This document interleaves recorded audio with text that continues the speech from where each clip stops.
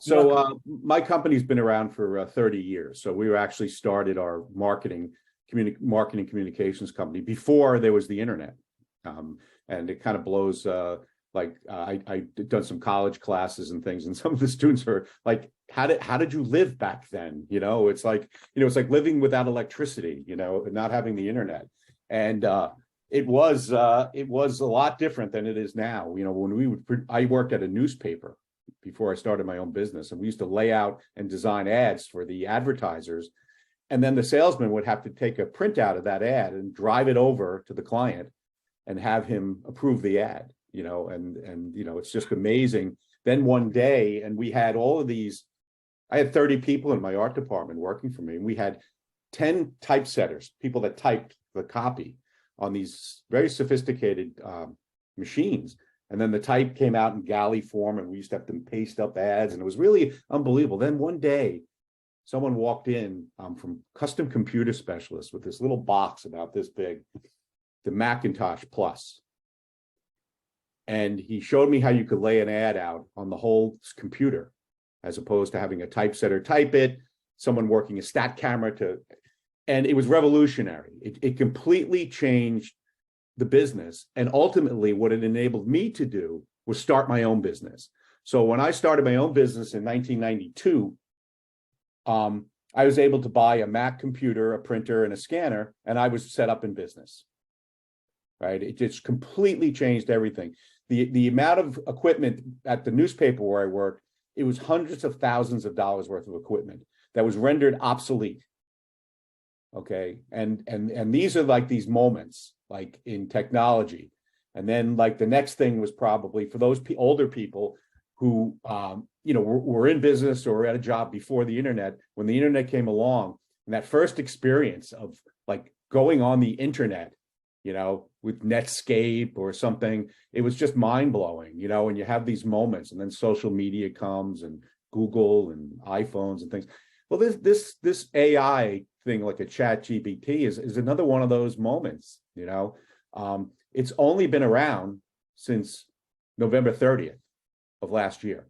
It was released in beta. So I can't sit here and tell you I'm an expert on ChatGPT because it's only been around for a little bit over 2 months. But I will tell you, I use it kind of like the way Captain Kirk uses his computer on Star Trek. Like I keep it open throughout the day, and then I'll be on the phone with a client, and they might have a question about something, and I just put it in there, and it's able to spit out the answer in a conversational tone, so I can just repeat it back to the client, and they're like, wow, you're really smart. How did you know that? I don't know anything. So some of these tools I'm going to show you are, AI tools like ChatGPT. And then there's another one where you can rewrite copy called WordTune.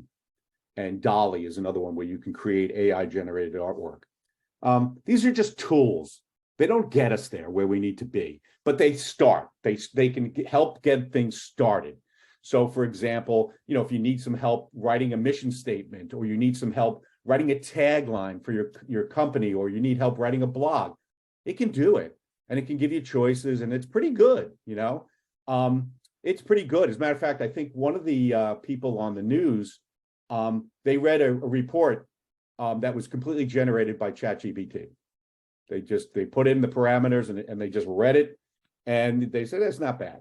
So that's pretty interesting. But it's not the end all be all, at least not now it isn't, because there are things. Google can detect AI generated content. Okay, there are things out there that can detect AI generated content. And of course, this is completely turning education on its head, right? Because of the ability for people to do that. So I guess the first thing is I'm gonna ask ChatGPT to explain what it is they do, but basically it's an AI tool that it uses deep learning to generate human-like responses. I mean, that's the short of it. Okay, Microsoft is investing $10 billion into ChatGPT, and they're hoping to really resuscitate their search engine, their Bing search engine. Okay, because they want to make a run at Google. And Google has had this technology And Google has vastly more information, right, than ChatGPT does. I mean, think of all the Google searches over all the years and all the information they've collected, vastly superior to the amount of data and things that they have. So, but I think, at least one of my theories is, why didn't they roll their chat version out? Is because I think they really struggle to figure out how to monetize it. Like, how do we make money off of it? When you're on the ChatGPT platform, there's no advertising. I'm willing to go out on a limb and say that probably won't last. I think you'll probably start to see ads showing up on the side and the top and things like that, and they'll try to monetize. But Google was really having a tough time because they have their Google ads and other types of paid things that Google offers. But now they have to come out. So on Monday, Google announced that their artificial intelligence chatbot called Bard will begin rolling out in the next couple of weeks. So you guys are right in the middle of all this. You are right at like when electricity was discovered. This is a very big deal because it's going to change how people access information, research, communicate, troubleshoot issues. It's just amazing, and I'm going to show you like different examples of the ChatGPT. I've done quite a few workshops with Stony Brook here, but this is the first workshop where I didn't really prepare an outline like a PowerPoint explaining like key points and I'm leaving it all up to ChatGPT. I created questions which we'll put into chat, and we're gonna. It's my hope I can show you many different ways how you can use it to benefit your business, personal, and things like that as well.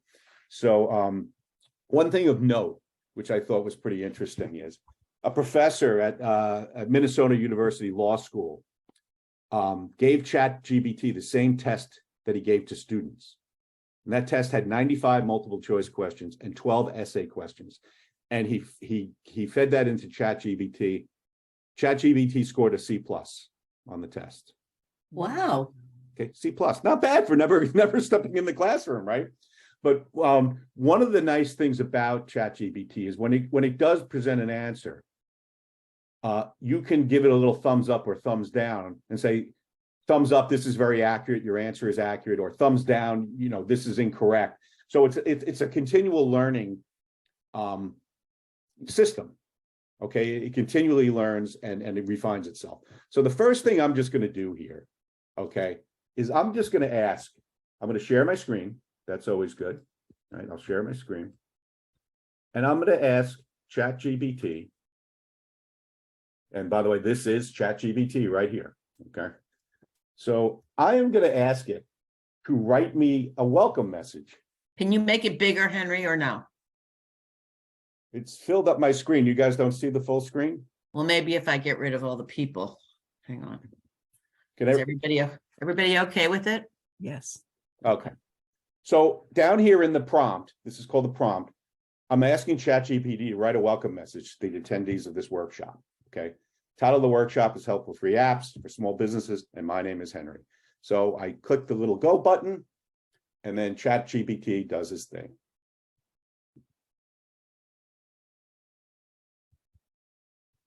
Okay. So it's typing up a nice little message. I don't think I'll read it to you. If you can all see that, right, Ronnie? Well, I'm having trouble getting it in the big format, and some people are as well. Let's see. Oops, sorry. This is filling up my screen. I have a 28-inch monitor. So, well, if everyone goes to the upper right of their screen and they type in and they click standard under your view options. Yeah. There you go. Everybody else becomes smaller. Leslie, thank you. Yes, Leslie. Thank you. Okay. Right. So it types Perfect. up this nice little welcome message, right? It's a small business owner and it's in the importance of utilizing cost-effective solutions to streamline the process. During the workshop, we'll explore these useful free apps. Nice little introduction. But the other part of this is, well, I'm not quite done. I'm going to have a little conversation, and I'm going to ask you to please acknowledge the workshop sponsor, Capital One Bank.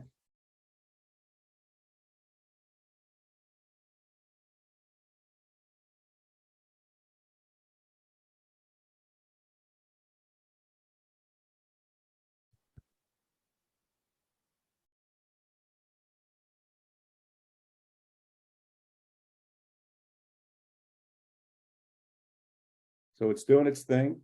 You Mhm. could tell it how many words too, right? You could say short, brief, you know.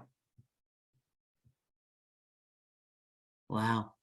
Okay, so there it is. You know, it did what I asked it to do. If I wanted to copy and paste this, I can copy and paste this. And here's the thing right here. I could tell it thumbs up. This was right on, very accurate, blah, blah, blah. Or I could tell it thumbs down and say, this is incorrect. You know, you use the, and it will learn.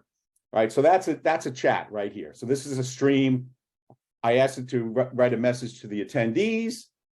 And then I said, oh yeah, by the way, thank Capital One for being the sponsor as well, and include that in there.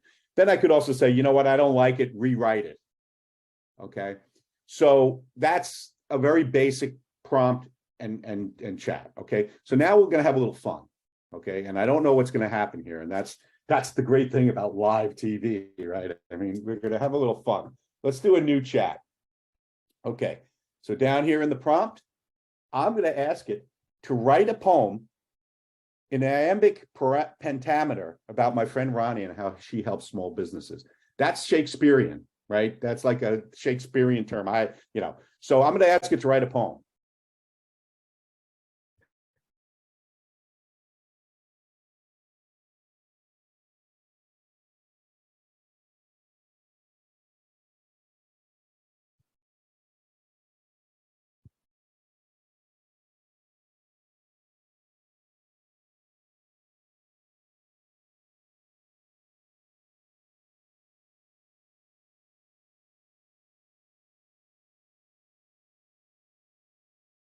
Wow. She's I an sound angel. wonderful. So I wrote a poem for my wife, and I sent it to her while she was at work. I said, write a love poem for my wife, Dana. Aw. And so beautiful thing, threw it into sent it over to her, texted it over to her, and she said, who the heck wrote this? This isn't from you. 36 years of marriage, she knows me by now. Okay, so here's like, write a poem. And I even told her to kind of write it in a Shakespearean type, Right. format, right? I told it that. I could have said, write something funny and whimsical or anything like that, and it spits this out. That's pretty cool. At least I think it's pretty cool. Now, you could take this and refine it. Like I said, this is generated by a bot. It may not be accurate. Sometimes it may use words you don't know. But with skill and grace, she guides them every day. She knows how to make their mark, to sway the hearts of the customers, make their name. I think it's pretty so cool. cool. All right. So here's what I want ChatGPT to tell us. I want ChatGPT to tell us what they do. But I'm going to prompt it and say, explain to me like I'm 5 what you do. Okay. So now we're not just doing simple, tell me, what is ChatGPT, right? We're not saying that. We're saying, explain to me like I'm 5 years old. What is ChatGPT? This will be interesting. Yeah.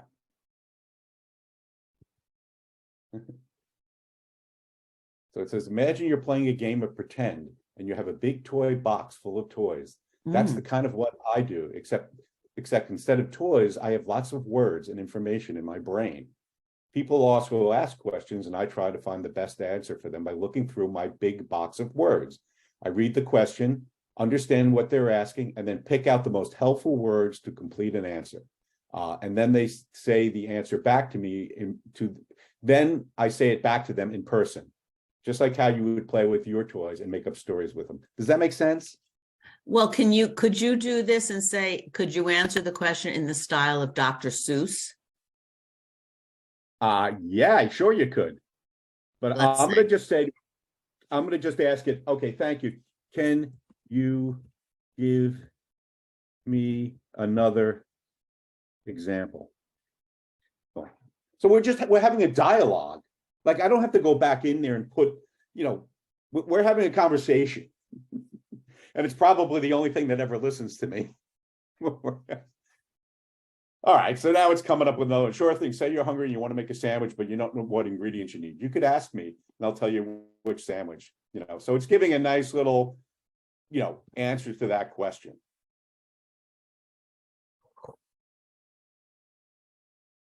So that's pretty interesting, right? So I asked it to explain to me. And sometimes when you have concepts that might be a little bit difficult to grasp, or you're on a phone with a customer and they ask you about, hey, do you know XYZ?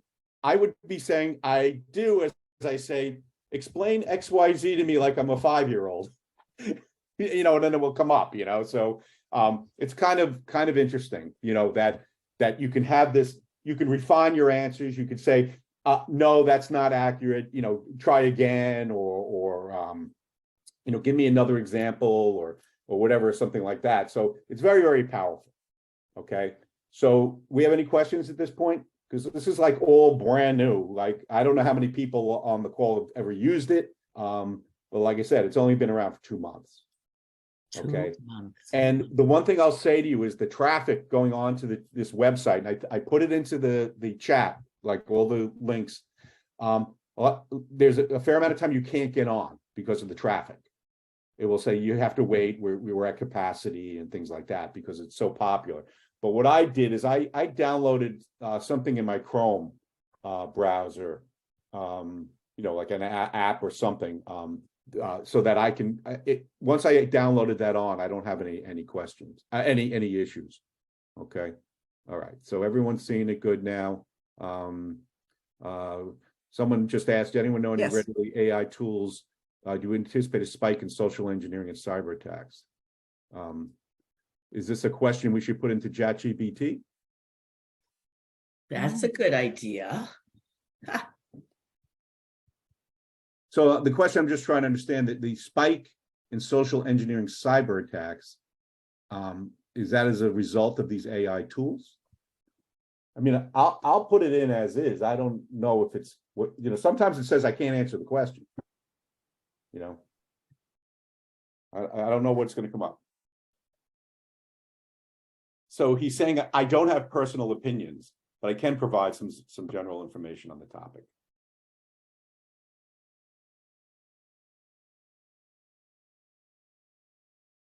So it's saying the social engineering attacks are really tricking people to reveal their sensitive information.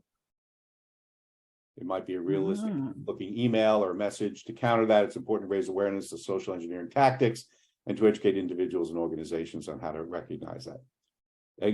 Organizations that use AI-powered security solutions to detect and block social engineering attacks before they reach their targets. All right. Wow. Now, if it's a little bit off, we could ask it to, look, could you please expand upon that or something like that? We certainly can do that. So very interesting, right? So now I'm going to do an example of, I'm going to ask it a question. I'm going to ask it this question.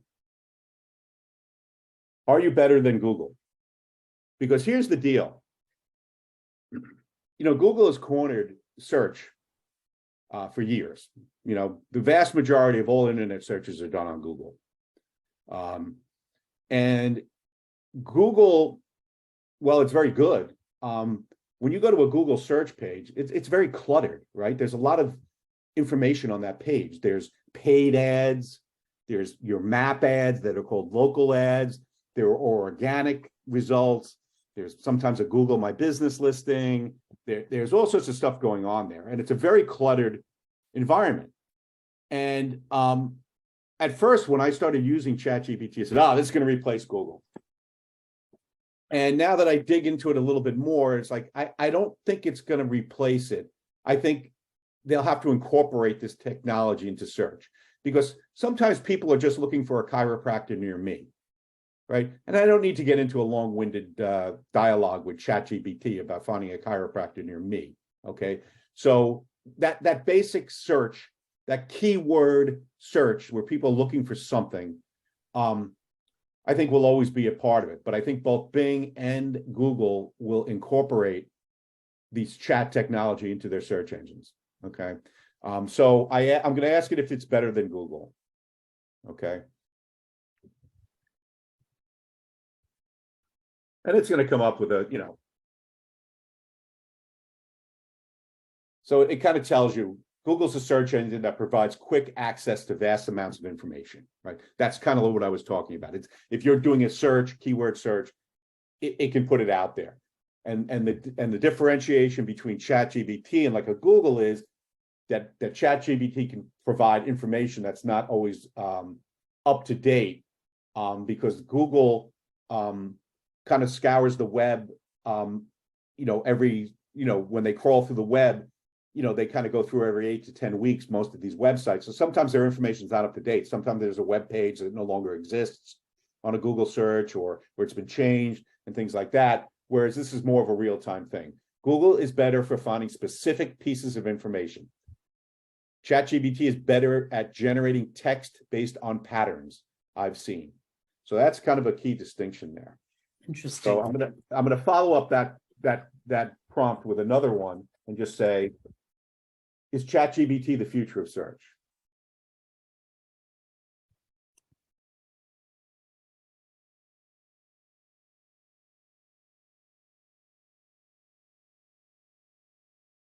So it's basically saying, look, these things like ChatGPT have limitations and will not always provide the most accurate, up-to-date information. So it's unlikely that these chat AI programs will completely replace traditional engines like Google.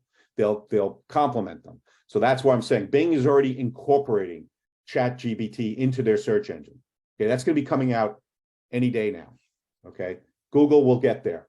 Okay, Google's got vastly more resources to deploy this, more data to share. Like I said, they just were like, we're going to hold on to this technology because we haven't quite figured out how to make money yet from this. All right, so very interesting, great research tool, but let's have a little fun with it. Okay, let's have a little fun with it. So let's do a personal thing. Start a new chat. I'm going to tell ChatGPT, I want to cook an Italian meal for dinner tonight. Please provide me with 5 dinner ideas.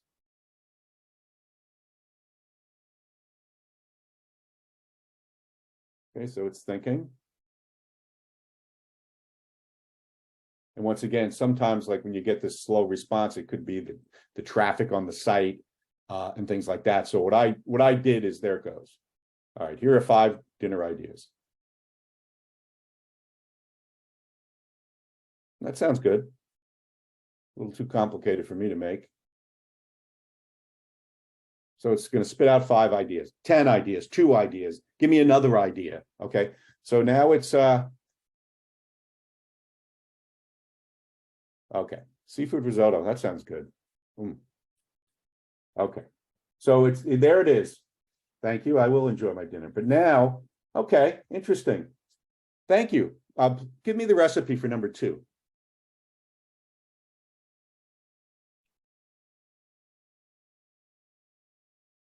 Thinking.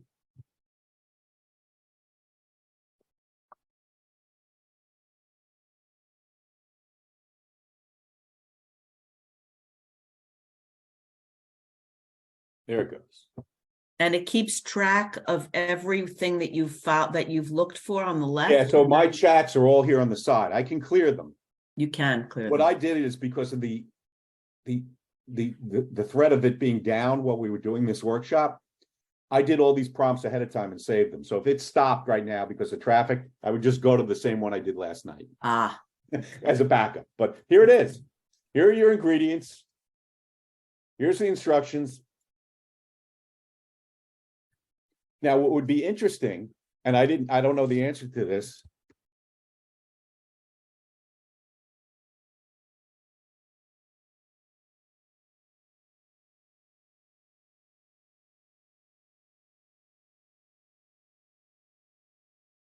All right, it's still giving me all that stuff. Okay. That's too many steps for me to cook. I'll tell you right now.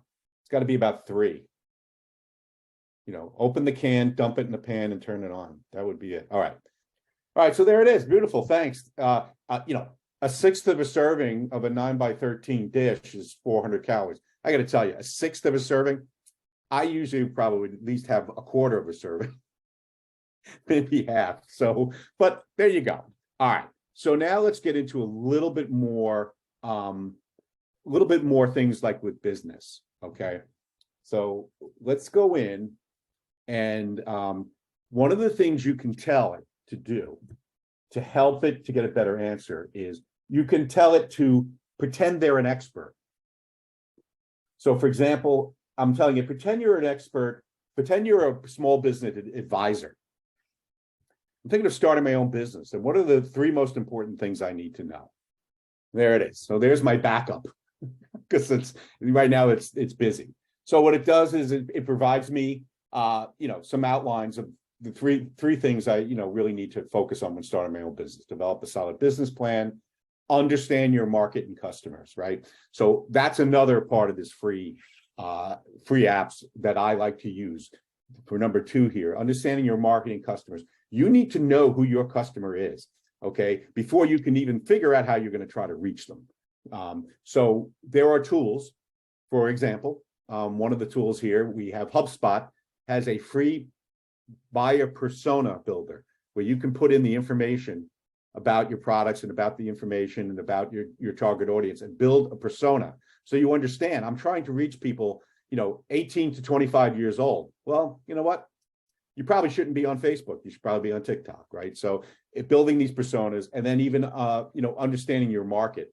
And that's where I'll put the plug in for you guys with the business plan and helping people, get their business off the ground, and places like Miller Business Center that can help you understand your market better. So if you're not familiar with Miller Business, I put a link in there.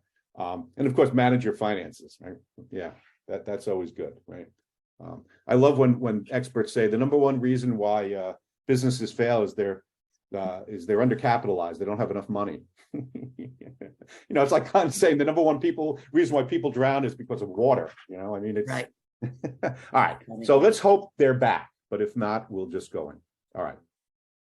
So I'm going to ask it because we're doing a workshop. I'm going to ask it to say, I'm doing this workshop about helpful free apps for small business.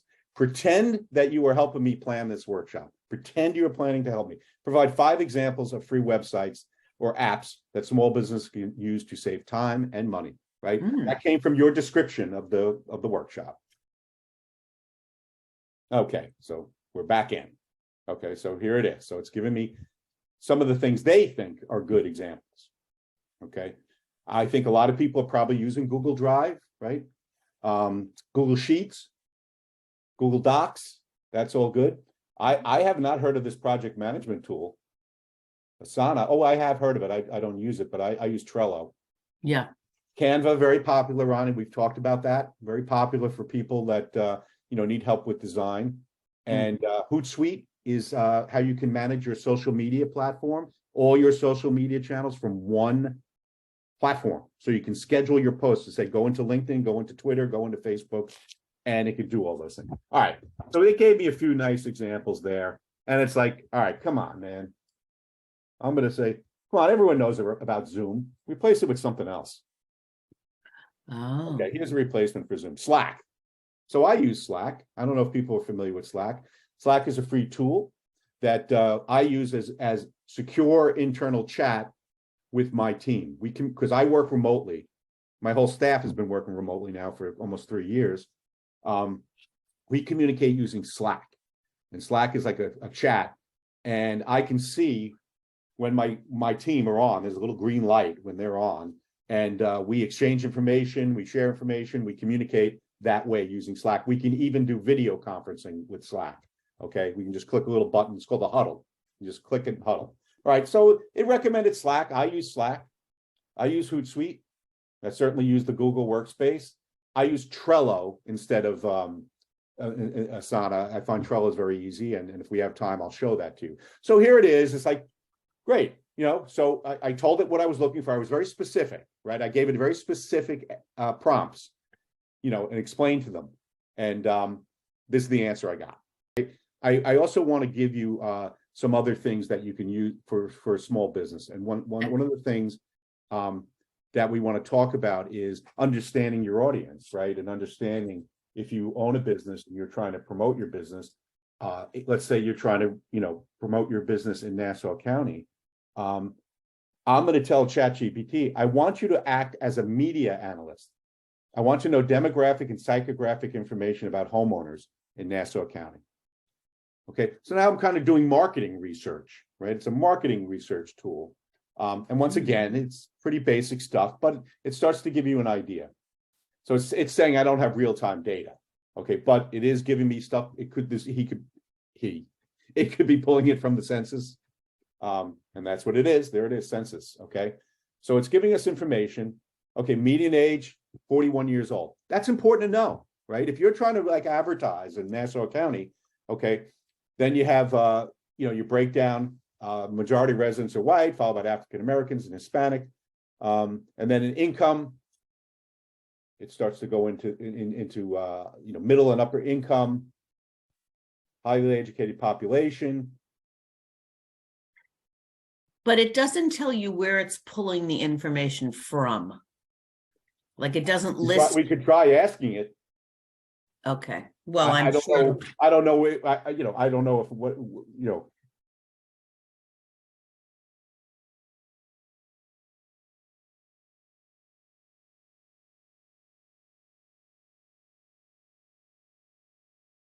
One of the things was obviously the census. Right. News articles, academic journals, publicly available. And then it says, it's important to keep in mind my training data has a knowledge cutoff of 2021. Oh. Okay, so remember what I talked about Google with their vast, it's cut off 2021. Okay, so census, journals, things like that. Okay, so all right, so now we're going to get into a little bit more of a deeper dive with your product. Okay, so now we're going to go in and we're going to tell ChatGPT, I want you to act as an advertiser. I will give you a product and a target customer. You will create a campaign to promote the product. You will choose the product slogan, channels for promotion, key messaging, and brand guidelines. My first request is this product, a new type of candy that looks like rocks and tastes like fruit. The target audience are adults aged 15 to 25.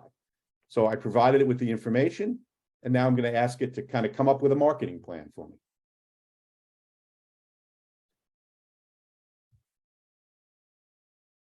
Unleash your inner child with rock fruit candy. So now it's telling me what channels of social media we should use based on our demographics, right? The age. Mm-hmm. And then key messaging.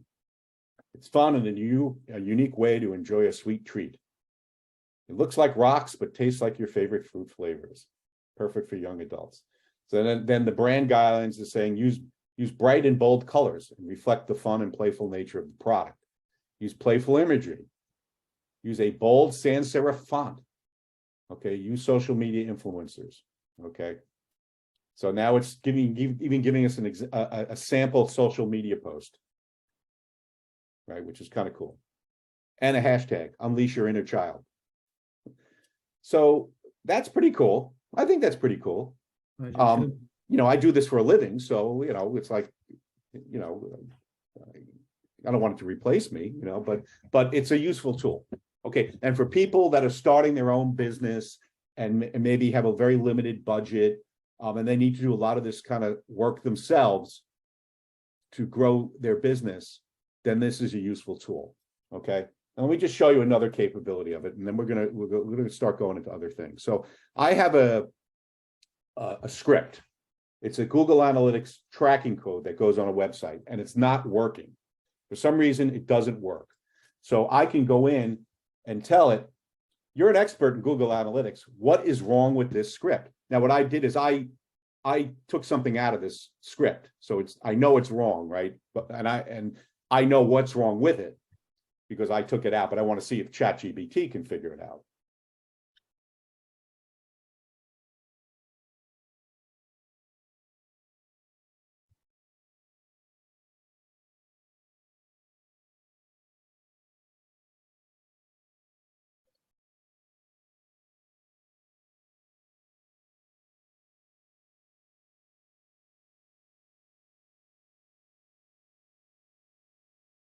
Okay, so So it's what's interesting is yesterday, it found the issue.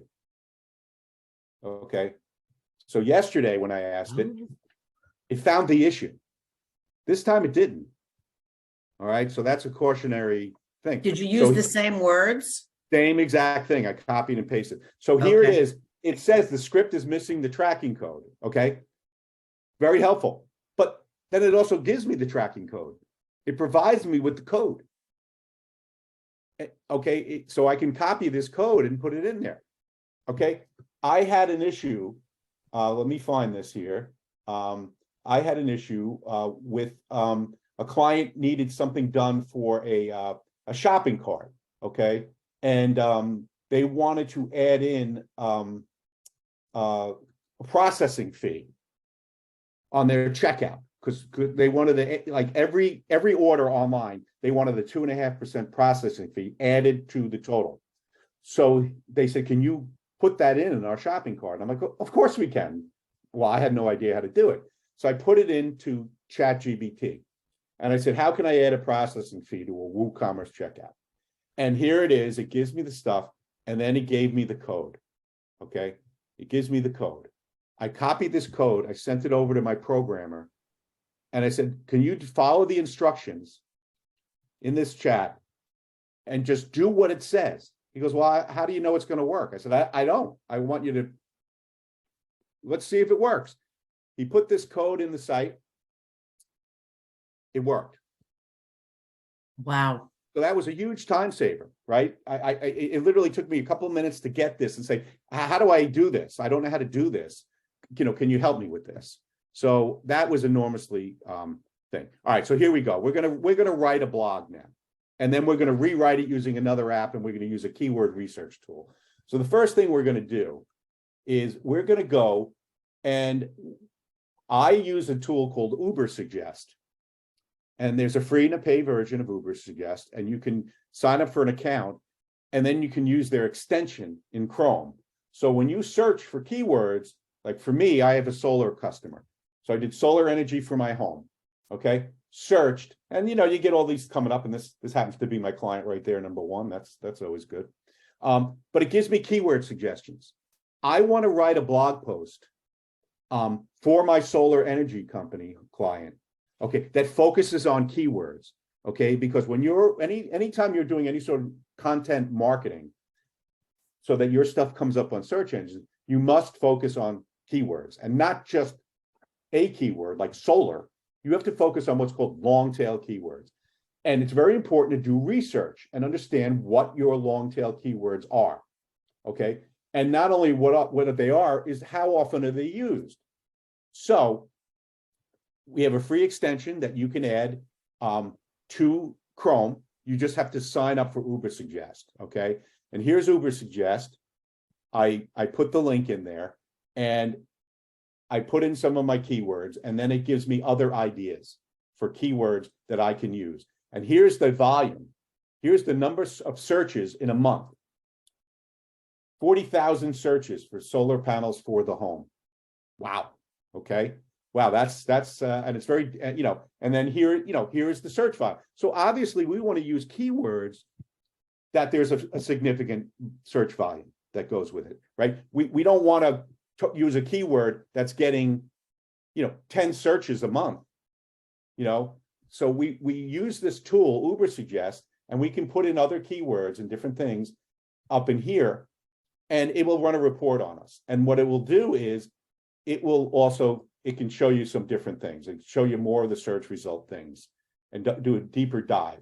And these are some of the most popular pages that are using those keywords, right? These are other websites that are using those keywords. So you can try to get a sense of what's going on there, okay? And see who's using it, are they competitors, and different things like that. So you use the keyword, this Ubersuggest free tool to get keyword ideas, so that you can produce content on your website, in your blog, in your social media that speaks to these keywords so that you'll rank. Okay, so we've now identified some keywords. Okay, so we're going to do like solar energy for my home or solar panels for my home. Okay, so we did a search. We also saw this thing that Uber suggests. Now I'm going to just jump back here and do a new chat, and I'm going to tell ChatGPT to write a 500-word blog post in first-person narrative for my residential solar company about the benefits of installing solar in your home. Include the following keywords: solar panels for home and benefits of solar energy in homes. Include a call to action. I could be much more specific. Include a call to action with our phone number, include my name, but let's just leave it at that. So I'm asking it to write a blog, okay?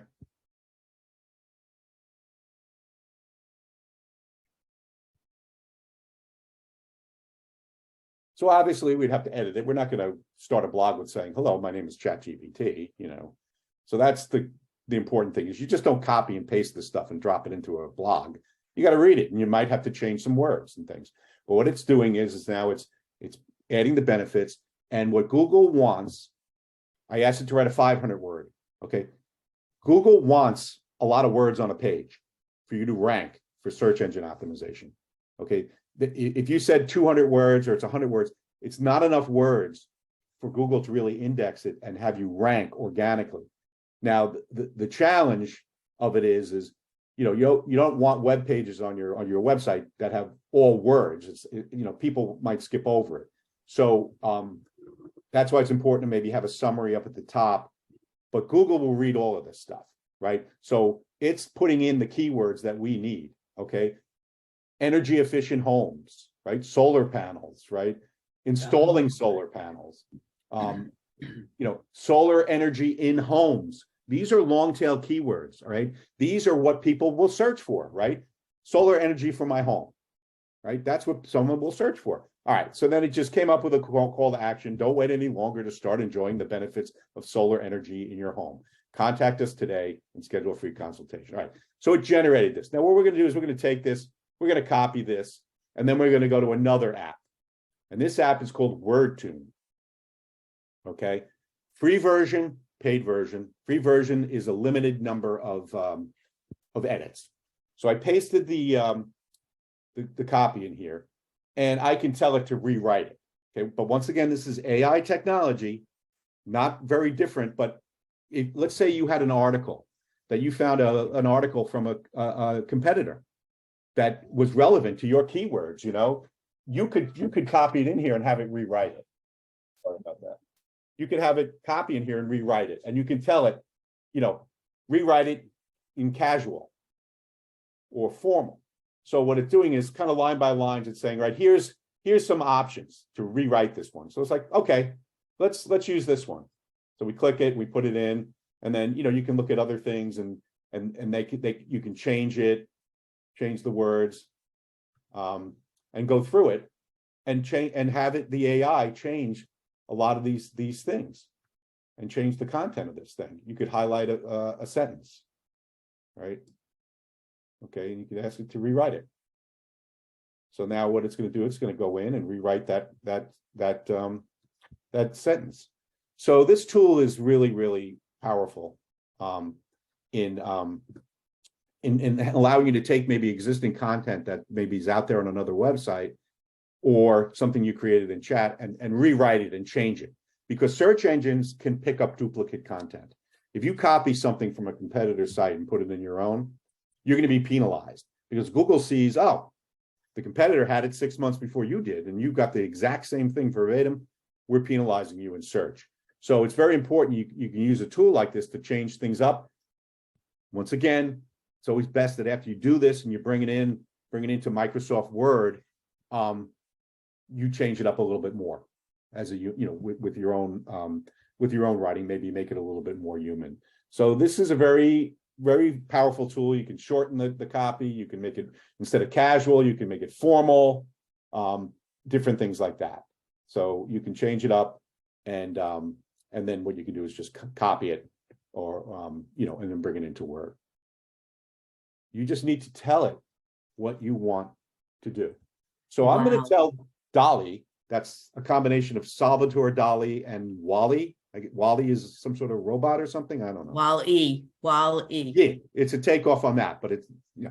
Okay. So I'm saying, could you paint an impressionistic watercolor of the Montauk Lighthouse? We hit generate. What? Oh, No, that's not the Montauk Lighthouse. okay. That's I their white cle- fur I monster. Clearly know that. It's giving little tips. An astronaut Okay. lounging in a tropical resort. It's generating the image or Okay. images. Okay.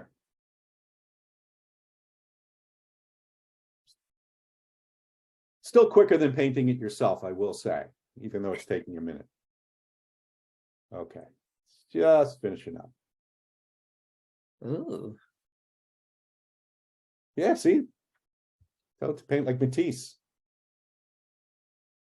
Not to me, but all right. Yeah, well, look, you know, I was a fine art major, so there Me you too. go. And I love Matisse. So there you go. Yeah. So there you Oh, go.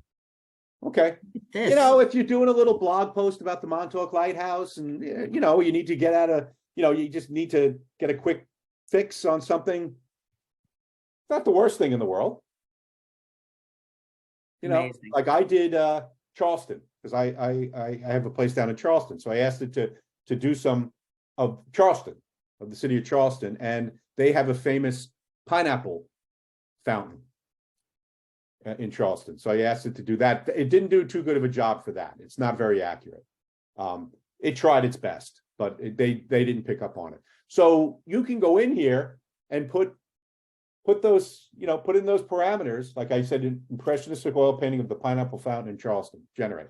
And then, you know, you can download these things if you want to use them. And So, are you sure these are royalty free? yeah, these are AI generated. And Yeah. AI generated, not taken from some other source. Okay. No. Yeah. So it's funny because this is what I told it to do today. Okay. This is what I told it to do last night. So a little different, but Mhm. you know, for the most part, they're pretty, you know, like you could probably do like Van Gogh, right? Mm. Right. G-O, help me, Ronnie. GOGH.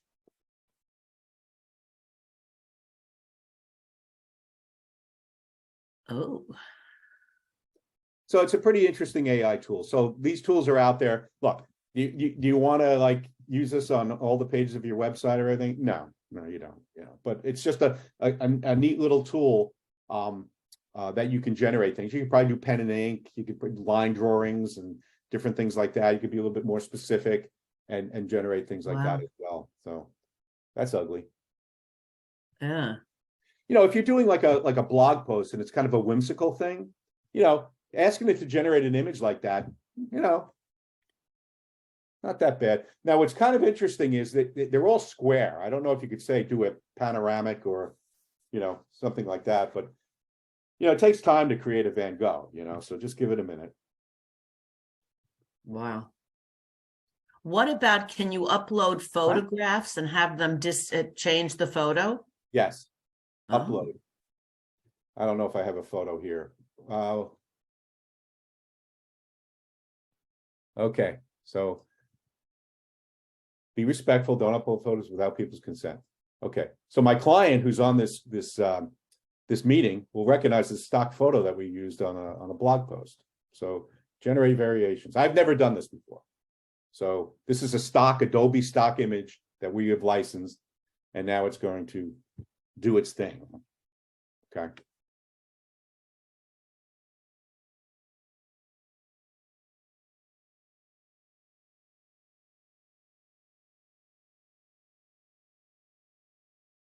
It might be cool to make little icons or something, like custom an icon or something. Now that I'm looking at these little thumbnails and things like that, that might be a cool little thing if you have little icons or something on a page or something like that. And there's others out there, but these are the ones that are used the most. Oh, I like that. Photo of a teddy bear on a skateboard in Times Square. That looks pretty good, right? Mm-hmm. It does.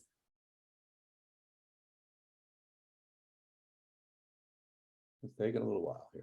We're almost there. And then I have one more free tool to show you, and maybe two, depending on our time. There's your Van Gogh of a football player. Hmm. And it seems to be taking a while, but okay. So this is what we'll do. We'll come back to it. This is my other free tool, HubSpot. Okay. HubSpot has a HubSpot Academy and a blog. HubSpot is a marketing automation company. And it's all about content marketing. It's all about producing content to generate an action, a click, a call, a form submission. So it's all about using content to steer someone to your website and then nurture them through the whole lead generation process of a buying cycle. So HubSpot has tons of resources available for free. How do you do this? You know, tips for writing a blog, you know, all sorts of things, you know, you know, all sorts of stuff. This is one of the free tools that they have, is creating a persona for your customers. Now, each business might have more than one persona, right? Persona is your audience. Like, you may have two different types of customers because you sell widgets and you sell sneakers. They might be two totally different customers. So you need to create multiple buyer personas. And what you're doing is, when you're putting this information in there, you have to put in information: college educated, what's the typical age, profession, interests, hobbies, you know, where do they get their news from? You know, you're creating a whole narrative. It's a fictitious narrative, and you're creating a person, a fictitious person that fits all of your demographic and psychographic data of your ideal customer. And once you have the persona done, then you can utilize that and say, okay, how do we reach these people? What channels on social media?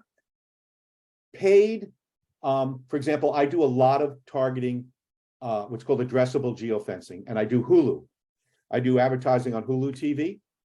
And within that, you pick zip codes, age, household income, interests. I'm a DIY, I'm a home improvement guy, I'm a renewable energy interest. So you program all that stuff in, and then your ads only show to those people in that audience. Does it prompt you what kinds of thing you should ask? I've never used the self-serve one. Okay. But it does. They have a form, right? They have a form. I'm just putting my name in there. I don't know. You know, but they actually have like a hard form. So here it is. How old? Okay. Right? What's the highest level of the grid? This is great. Like, this is brand new. This one. I always use their PowerPoint form, and I just filled in the fields manually. But this is going to create it for you, right? So HubSpot is a tremendous resource. The link is in there to this, but if you also just do HubSpot.com and go to their blog, they have so many free resources for small businesses to help to market themselves better. Okay, wow. Very, very important. HubSpot, what they do is they create forms, and then if someone fills out a form, it goes into HubSpot, and then we set up what's called autoresponder or sequenced emails. So someone fills out a form, goes into HubSpot, then we automatically email them a week later, email them 2 weeks later. So, and it's all sequenced, programmed out. So very, very important. Is it free, or did you say if it's no, the actual HubSpot platform itself, they might have a very free basic version. I know the CRM, their customer relation management software, is free, but you know, it's limited. It's limited to a number of contacts you put in there, and then they have the paid version. So that's that. It's overwhelming, Henry. It's to me, it's overwhelming. I don't know if other people feel the same way. It's almost like you don't even know which thing to use first.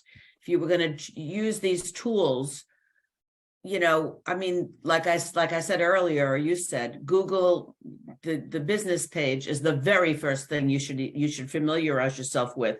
But I mean, if you're going to pick which tool is the most important thing to start to learn about, where would you start? Yeah. So Google My Business, you know, getting this up is number one. Number two, I think you really want to go into HubSpot, and HubSpot covers so many different things about content marketing, search engine optimization. Their HubSpot Academy and different things like that is a fantastic resource. Another free tool, real quick, that's very useful for researching. So if you're looking for topics for blog posts and things like that, I'll share my screen again real quick. I just want to show you a tool I use. And once again, it's free, right? So let me share my screen. Okay. So the free tool is Google News. Okay. So Google News, okay, you set up a feed and you can tell that feed, I want more of these types of articles. I want less of these types of articles. And I can also save it. So here we go. I'm logged into Google once again. Here's my little login here. It knows I'm in West Hampton. It knows I'm in West Hampton. I live here for news and I have Charleston news. So I get my news for both of those.